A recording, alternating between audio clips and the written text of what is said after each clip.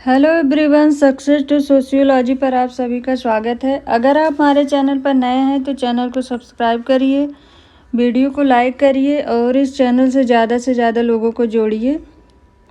आप लोग वीडियो को लाइक नहीं करते हैं, प्लीज़ वीडियो को लाइक ज़रूर कर दिए करिए। आज हम यहाँ पर बिहार पीजीटी सोशियोलॉजी एग्ज़ाम से संबंधित महत्वपूर्ण क्वेश्चन करने वाले हैं। चलिए क्लास को शुरू करते हैं। नीचे दो वक्तव्य दिए गए हैं जिनमें से कथन ए दूसरे को कारण आर कहा गया है। कथन ए में दिया है अभिनव विकास ने संयुक्त परिवार पर निर्भरता कम कर दी है। कारण में दिया गया है नवोदित केंद्रीय परिवारों ने संयुक्त जीवन प्रणाली के चिन्ह पूर्णतया समाप्त कर दिए गए हैं। यहाँ पर कोट दिया है, दोनों कथन सही है और व्याख्या भी है। दोनों कथन सही है पर व्याख्या नहीं है। कथन सही है, कारण गलत है। कथन गलत है, कारण सही है। तो इसका राइट आंसर होगा अभिनव विकास ने संयुक्त परिवार पर निर्भरता कम कर दी है, क्योंकि नवोदित केंद्रीय परिवारों ने संयुक्त जीवन प्रणाली के चिन्ह पूर्णतया समाप्त कर दिए हैं। इसका राइट आंसर होगा ऑप्शन फर्स्ट। दोनों कथन सही हैं और एक दूसरे की कारण आर कथन ए की व्याख्या भी कर रहा है। नेक्स्ट क्वेश्चन है, वह प्रक्रिया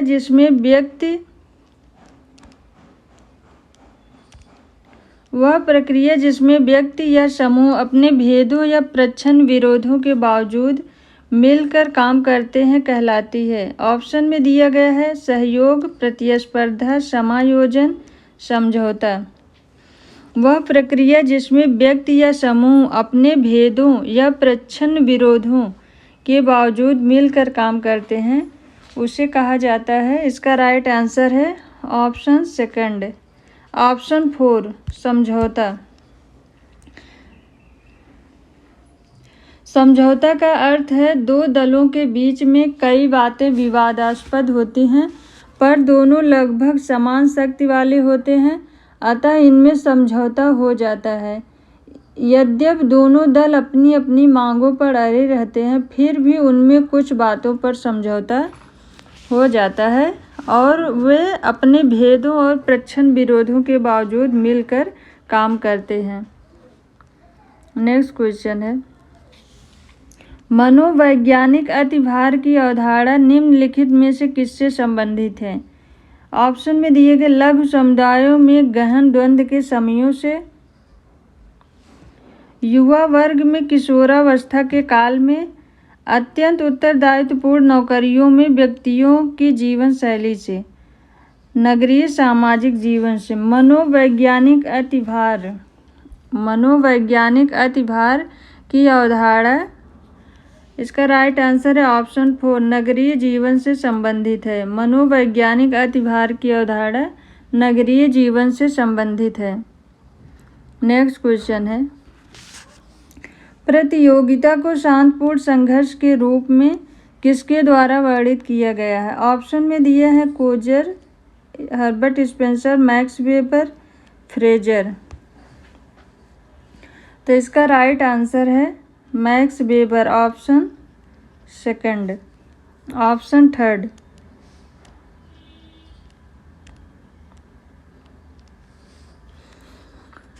व्यक्तियों अथवा समूहों के बीच उन लक्ष्यों तथा संतुष्टियों को प्राप्त करने के ऐसे निर्वैयक्तिक, अचेतन एवं निरंतर प्रयासों को प्रतियोगिता कहते हैं, जिन्हें सीमित होने के कारण सभी व्यक्ति प्राप्त नहीं कर सकते हैं।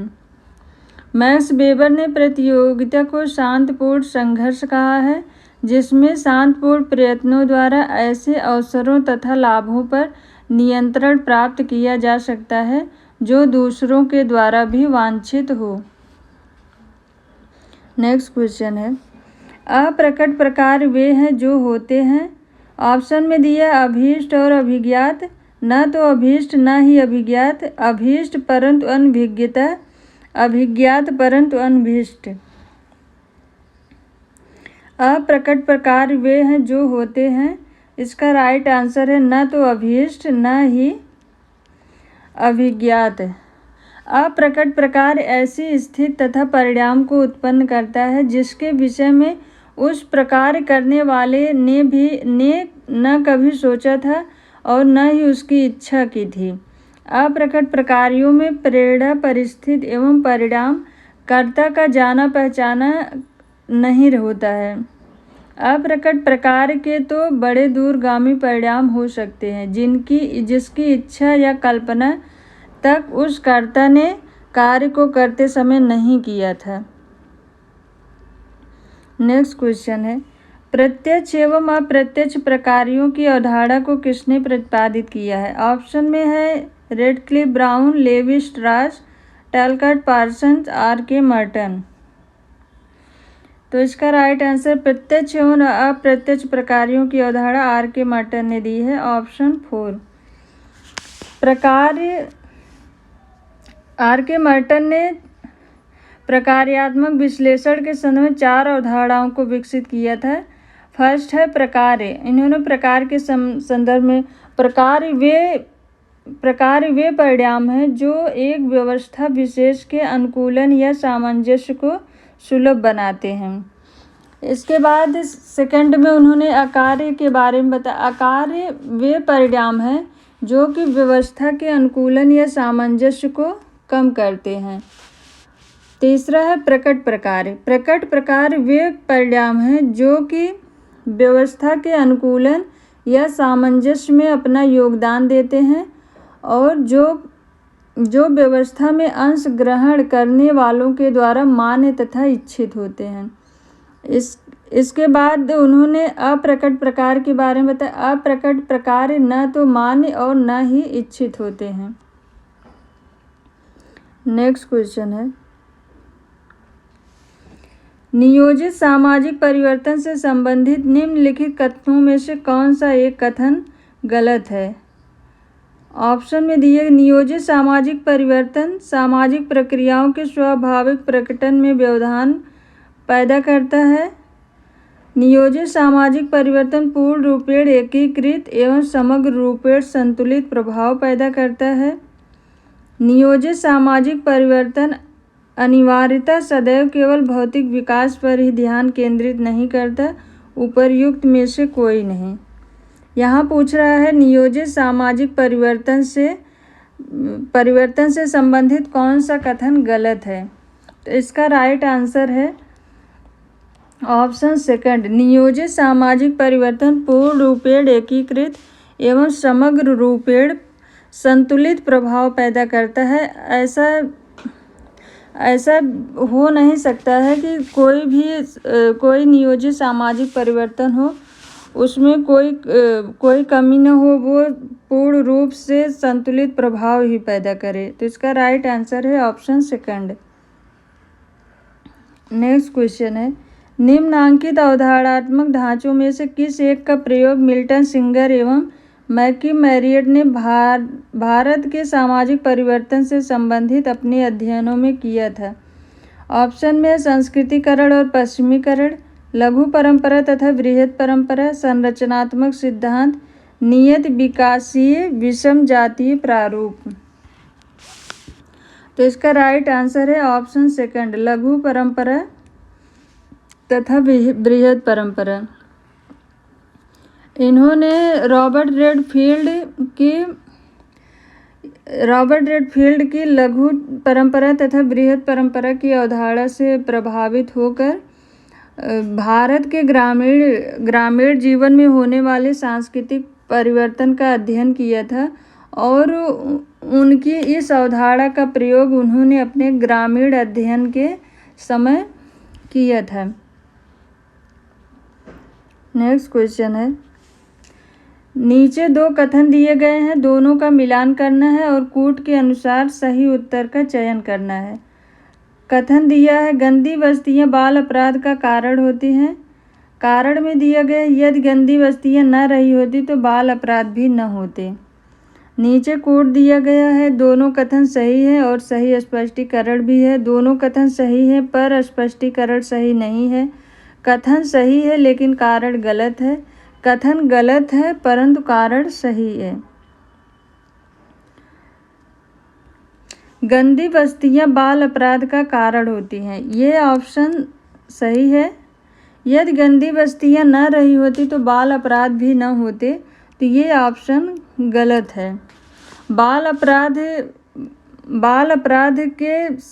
अपराध के कारण में सिर्फ गंदी बस्तियां ही जिम्मेदार नहीं हैं, इसके अन्य कारण भी हैं, जैसे परिवार, छिन्न भिन्न या टूटा हुआ परिवार में तनाव, माता पिता की अस्वीकृति, भावनात्मक अस्थिरता, पारिवारिक आर्थिक दशा, पड़ोस, सिनेमा और अश्लील साहित्य, ये सभी भी बाल अपराध के लिए जिम्मेदार होते हैं।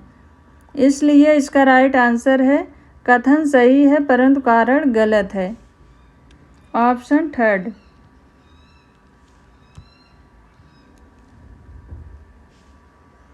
नेक्स्ट क्वेश्चन है, किसने कहा है कि अपराध एक सामान्य घटना है?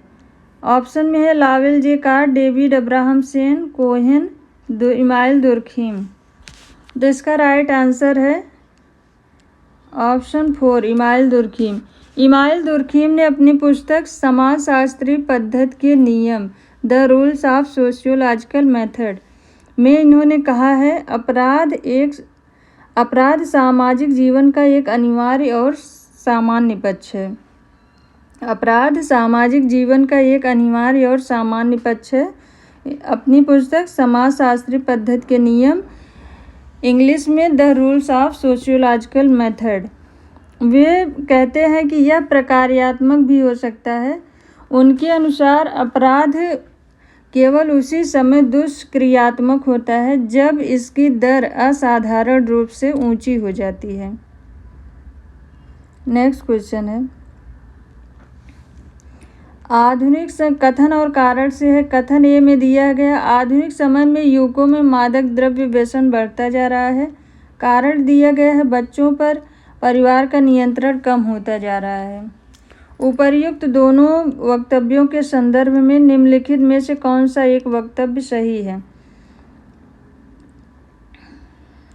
यहाँ कोड दिए गए दोनों कथन सही हैं और एक दूसरे की व्याख्या करते हैं। दोनों कथन सही है परंतु व्याख्या नहीं है। कथन सही है, कारण गलत है। कथन गलत है, कारण सही है। तो इसका राइट आंसर है ऑप्शन सेकंड। दोनों कथन सही है परंतु एक दूसरे की व्याख्या नहीं करते हैं। आधुनिक समय में युवकों में मादक द्रव्य व्यसन बढ़ता जा रहा है, ये ऑप्शन बिल्कुल सही है। बच्चों पर परिवार का नियंत्रण कम होता जा रहा है, ये भी ऑप्शन सही है। लेकिन आधुनिक समय में युवकों में मादक द्रव्य व्यसन के बढ़ने का कारण सिर्फ परिवार का नियंत्रण कम होना ये नहीं है, इसके और भी बहुत सारे कारण हैं। इसलिए इसका राइट आंसर सही है। दोनों राइट आंसर सेकंड है। दोनों कथन सही है परंतु एक दूसरे की व्याख्या नहीं है। नेक्स्ट क्वेश्चन है, धर्म की उत्पत्ति के सिद्धांत में किसने शरीर आत्मा और स्वतंत्र आत्मा की बात प्रयोग की है? ऑप्शन में है Edward Tylor, Malinowski, Max Muller, Max Weber. धर्म की उत्पत्ति के समय सिद्धांत से संबंधित शरीर आत्मा और स्वतंत्र आत्मा की बात Edward Tyler, option first. EV Tyler ने अपनी पुस्तक प्रिमिटिव कल्चर में धर्म की उत्पत्ति के विषय में स्पष्टता अपना दृष्टिकोण प्रस्तुत किया। उनका धर्म का सिद्धांत आत्मवाद के सिद्धांत के नाम से जाना जाता है। उनके अनुसार जब व्यक्ति की मृत्यु हो जाती है तो मृत्यु के पश्चात आत्मा का देहांतरण होता है और सोने के समय में स्वतंत्र आत्माएं शरीर आत्मा से संपर्क स्थापित करती हैं। उनके अनुसार स्वप्न इसी अंतःक्रिया की अभिव्यक्ति है। नेक्स्ट क्वेश्चन है, नीचे दो कथन दिए गए हैं, दोनों का मिलान करना है और कोट के अनुसार सही उत्तर का चयन करना है। कथन में है धर्मों की प्रकृति दमनात्मक है। कारण में दिया गया धर्म मानव व्यवहार को नियंत्रित करता है। उपर्युक्त दोनों वक्तव्यों के संदर्भ में निम्नलिखित में से कौन सा एक वक्तव्य सही है? यहाँ पर ऑप्शन दिया है, दोनों कथन सही हैं और एक दूसरे की व्याख्या करते हैं। सेकंड ऑप्शन में है दोनों कथन सही है परंतु एक दूसरे की व्याख्या नहीं करते हैं। थर्ड ऑप्शन में है कथन सही है परंतु कारण गलत है। और फोर में है कथन गलत है परंतु कारण सही है। तो इसका राइट आंसर धर्मों की प्रकृति दमनात्मक है, ये ऑप्शन बिल्कुल गलत है। धर्म मानव व्यवहार को नियंत्रित करता है, ये ऑप्शन सही है। तो इसका राइट आंसर है ऑप्शन 4, कथन गलत है और कारण सही है।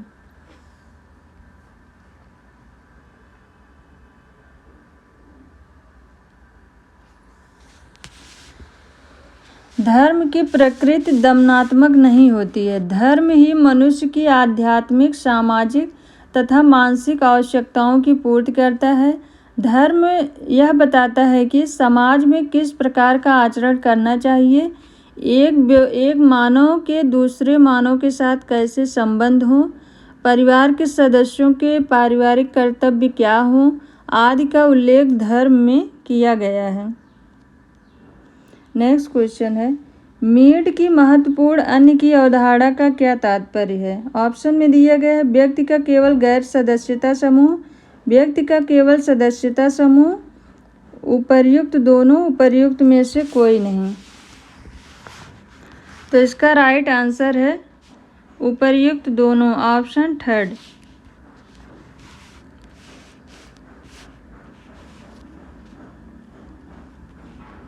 नेक्स्ट क्वेश्चन है, वैयक्तिक विघटन और सामाजिक विघटन के बीच संदर्भ के बारे में कौन सा कथन सही नहीं है? यहाँ पूछ रहा है सही नहीं है। वैयक्तिक विघटन सामाजिक विघटन का कारण हो सकता है। ऑप्शन सेकंड दिया गया है, वैयक्तिक विघटन सामाजिक विघटन का परिणाम हो सकता है। ऑप्शन थर्ड में है सामाजिक विघटन के साथ वैयक्तिक विघटन का लेश मात्र भी संबंध नहीं है। सामाजिक विघटन के साथ वैयक्तिक विघटन का पारस्परिक संबंध है। तो इसका राइट आंसर होगा ऑप्शन थर्ड। वैयक्तिक विघटन और सामाजिक विघटन के बीच लेश मात्र भी संबंध नहीं है, ये ऑप्शन बिल्कुल गलत है।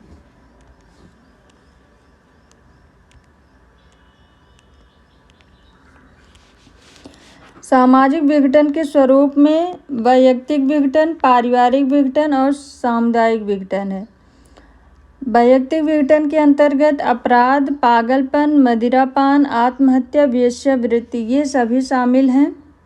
पारिवारिक विघटन में विवाह विच्छेद, परित्याग, अवैध संतानों की उत्पत्ति ये सभी आते हैं। सामुदायिक विघटन में निर्धनता, बेकारी, भ्रष्टाचार आदि शामिल हैं।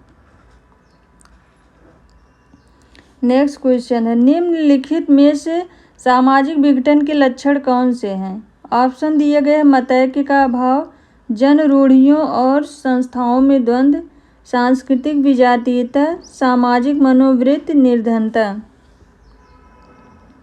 नीचे कूट दिया गया है,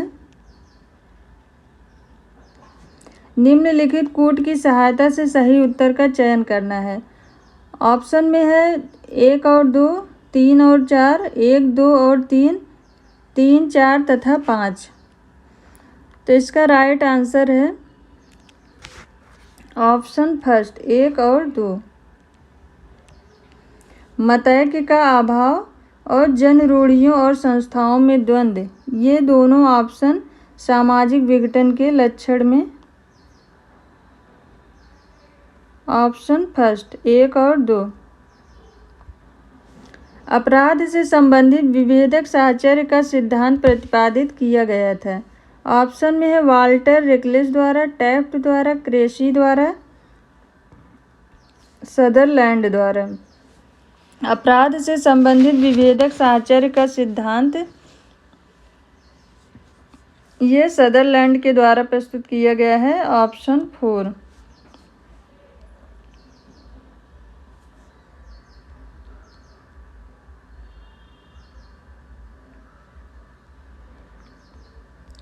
नेक्स्ट क्वेश्चन है, निम्नलिखित में से कौन एक घेट्टो के वर्णन के सर्वाधिक निकटस्थ है?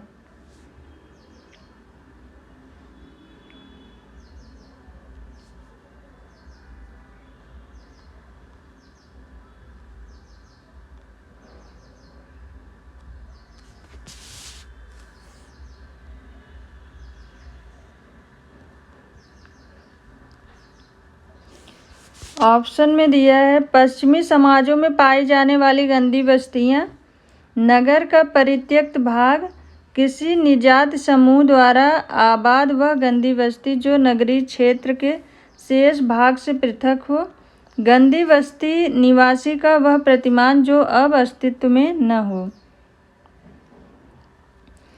तो इसका राइट आंसर है घेट्टो के वर्णन के सर्वाधिक निकटस्थ है। इसका ऑप्शन है ऑप्शन 3। किसी निर्जात समूह द्वारा आबाद वह गंदी बस्ती जो नगरीय जीवन के शेष भाग से पृथक हो।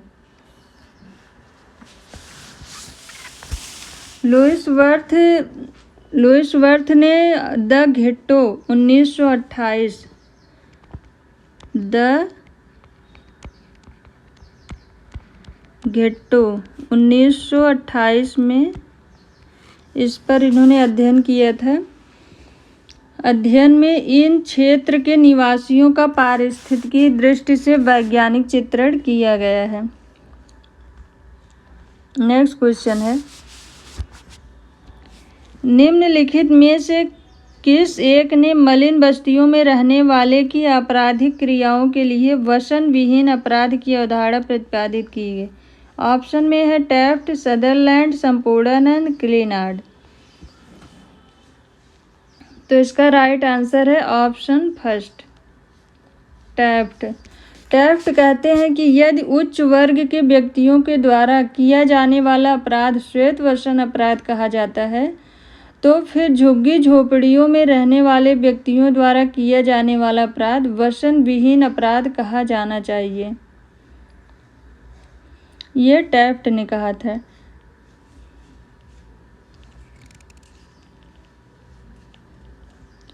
टैफ्ट कहते हैं कि व्यवसाय के दौरान अपराध केवल उच्च वर्ग के लोगों द्वारा ही नहीं वरन निम्न वर्ग के लोगों द्वारा भी किए जाते हैं।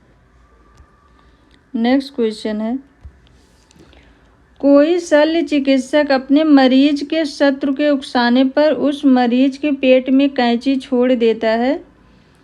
शल्य चिकित्सक का यह कृत्य कहलाएगा बर्बर अपराध, श्वेत वसन अपराध, पाप, उपर्युक्त में से कोई नहीं।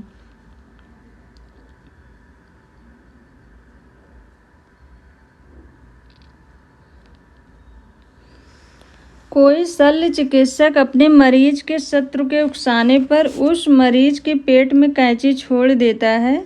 शल्य चिकित्सक का यह कृत्य कहलाएगा। तो इसका राइट आंसर है ऑप्शन 2 श्वेत वसन अपराध। नेक्स्ट क्वेश्चन है, किसने मादक द्रव्य व्यसन के परिप्रेक्ष्य में सामाजिक अधिगम के सिद्धांत का प्रतिपादन किया है? ऑप्शन में है सदरलैंड, बैंडूरा, एकर्स एवं बर्गेस, अब्राहम लिंकन। सामाजिक अधिगम मादक द्रव्य व्यसन के परिप्रेक्ष्य में सामाजिक अधिगम के सिद्धांत का प्रतिपादन किया गया है। तो इसका राइट आंसर है ऑप्शन 3 एकर्स एवं बर्गेस के द्वारा।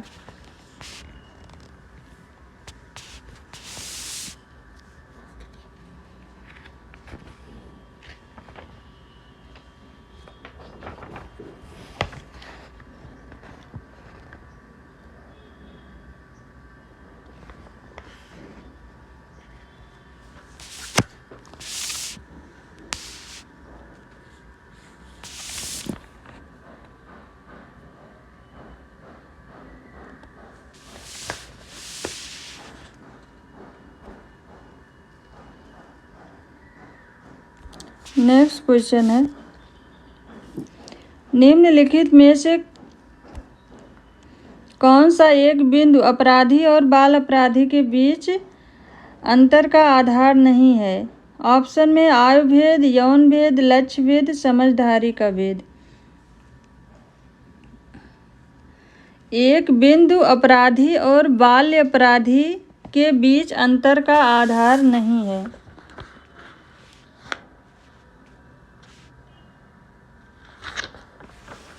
तो इसका राइट आंसर है ऑप्शन थर्ड, लक्ष्य भेद। ये अपराधी और बाल अपराधी के बीच अंतर का आधार नहीं है। नेक्स्ट क्वेश्चन है,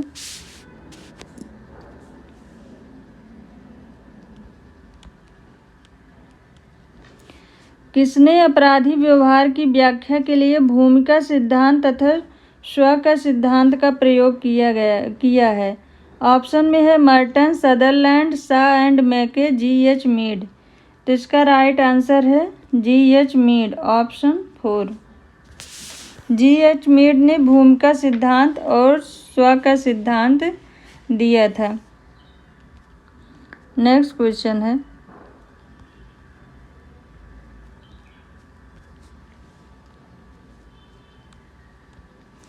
professional ethic and civic moral नामक पुस्तक किसने लिखी है?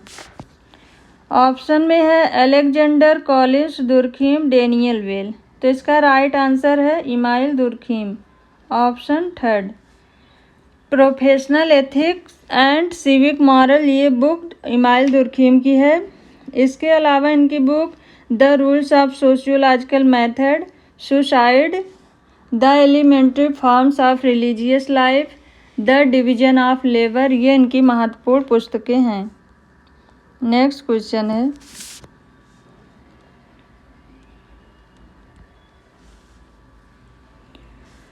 Social philosophy of an age of crisis. Social philosophy of an age of crisis नामक पुस्तक के लेखक कौन है? ऑप्शन में है D.H.J. Morgan, Talcott Parson, P.H. Sorokin, Michael Anderson. तो ये पुस्तक है P.H. सोरोकिन की, option third. Social philosophy of an age of crisis ये बुक है पेट्रिम सोरोकिन की। इसके अलावा इनकी महत्वपूर्ण बुक और भी हैं, the sociology of revolution, contemporary sociological theory, social and cultural dynamics, the crisis of our age, ये सभी इनकी महत्वपूर्ण पुस्तकें हैं। नेक्स्ट क्वेश्चन है,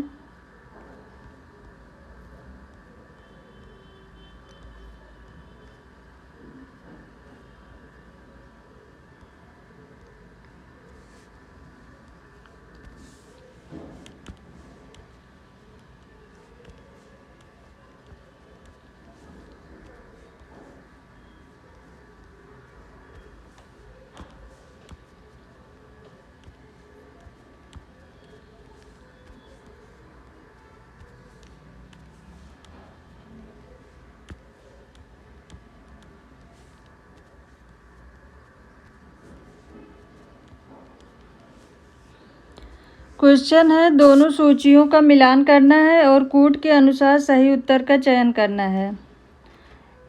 यहाँ पर बुक और अवधारणाएं दी हैं और दूसरे तरफ विचारक का नाम है।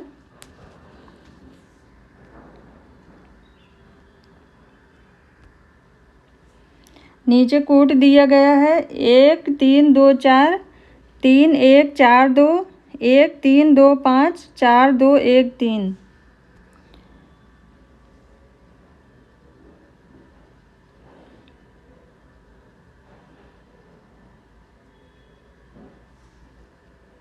धर्म और समाज,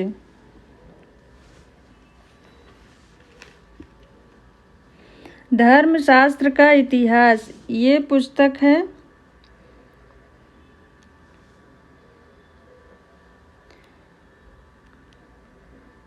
P.B. काड़े की।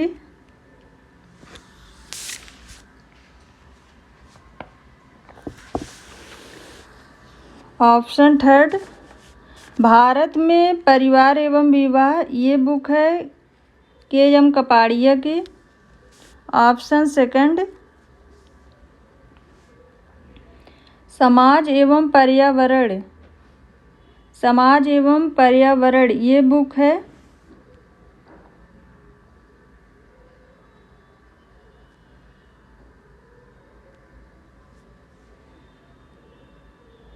धर्म एवं समाज, ये बुक है राधा कृष्णन की। समाज एवं पर्यावरण, ये बुक है के मिश्र की। तो इसका राइट आंसर है 1 3 2 4, 1 3 2 4, ऑप्शन फर्स्ट।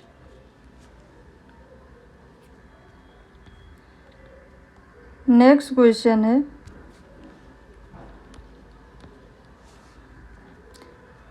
नीचे दो वक्तव्य दिए गए हैं, दोनों का मिलान करना है। कथन ए और कारण आर। कथन में दिया गया है सामाजिक नियंत्रण मानव जीवन की एक अनिवार्य दशा है। कारण में दिया गया है सामाजिक नियंत्रण के अभाव में मानव केवल एक जानवर की जिंदगी जी सकता है। कूट दिया गया है नीचे। दोनों कथन सही है और स्पष्टीकरण भी है। दोनों कथन सही है परंतु स्पष्टीकरण नहीं है। कथन सही है परंतु कारण गलत है। कथन गलत है परंतु कारण सही है। सामाजिक नियंत्रण मानव जीवन की एक अनिवार्य दशा है।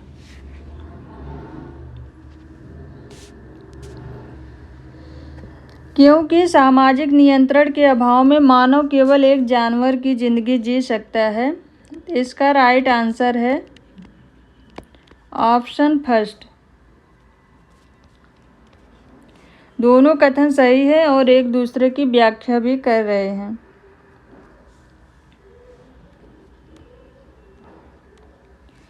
आदर्शात्मक नियंत्रण की दृष्टि से पार्सन्स के अनुसार निम्नांकित में से कौन एक क्रम क्रिया व्यवस्था के अंतर्गत उप व्यवस्थाओं का सही क्रम है। यहाँ ऑप्शन दिए गए हैं सामाजिक उपव्यवस्था, सांस्कृतिक उपव्यवस्था, व्यवहारात्मक उपव्यवस्था, व्यक्तित्व उपव्यवस्था। सांस्कृतिक उपव्यवस्था, सामाजिक उपव्यवस्था, व्यक्तित्व उपव्यवस्था, व्यवहारात्मक उपव्यवस्था। सांस्कृतिक उपव्यवस्था, सामाजिक उपव्यवस्था, व्यवहारात्मक उपव्यवस्था, व्यक्तित्व उपव्यवस्था। सामाजिक उपव्यवस्था, व्यक्तित्व उपव्यवस्था, सांस्कृतिक उपव्यवस्था और व्यवहारात्मक उपव्यवस्था।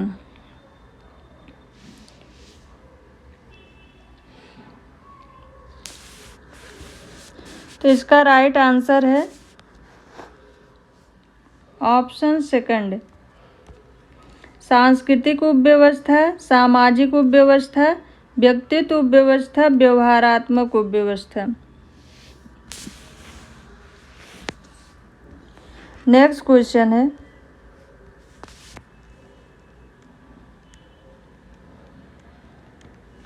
निम्नांकित में से कौन सा एक शब्द मर्टन द्वारा विचलन की व्याख्या में प्रस्तुत नहीं किया गया है।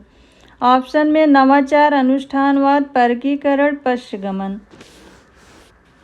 मर्टन ने विचलन के 5 प्रकार बताए हैं। अनुरूपता, कर्मकांड, नवप्रवर्तक, पलायनवादी, विद्रोही।